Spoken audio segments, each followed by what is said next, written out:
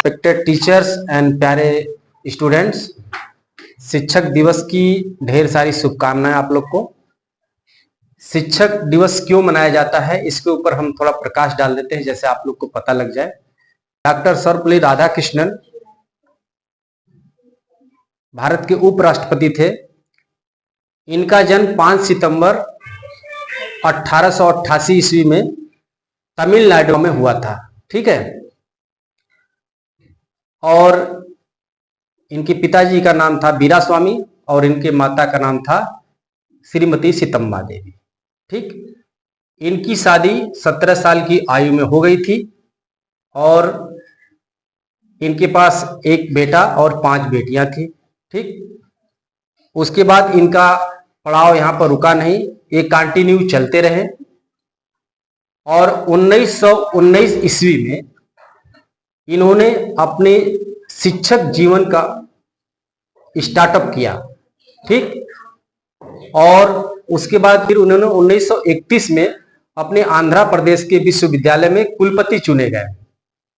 उसके बाद फिर वहीं से चलते चलते इन्होंने काशी हिंदू विश्वविद्यालय जो बनारस में है, यहाँ पर 1939 में यहाँ के ये कुलपति बने। ठीक।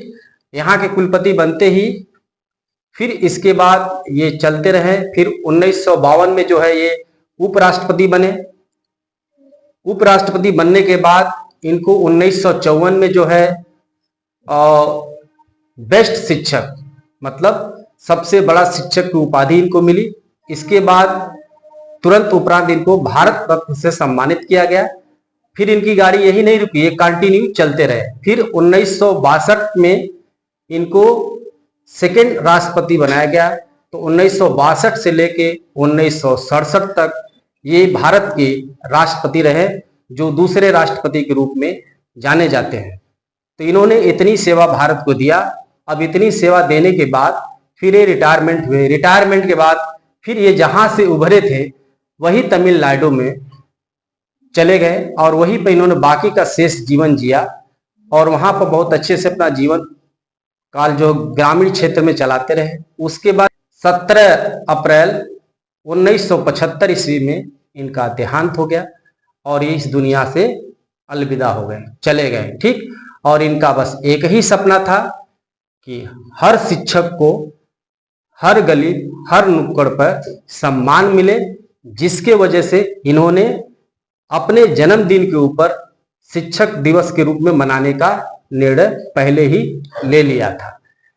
तो मैं चाहूंगा कि जैसा कि डॉक्टर सर्वपल्ली राधाकृष्णन किए थे वैसा हम लोग भी करें और हमारे पीछे आप लोग भी करें।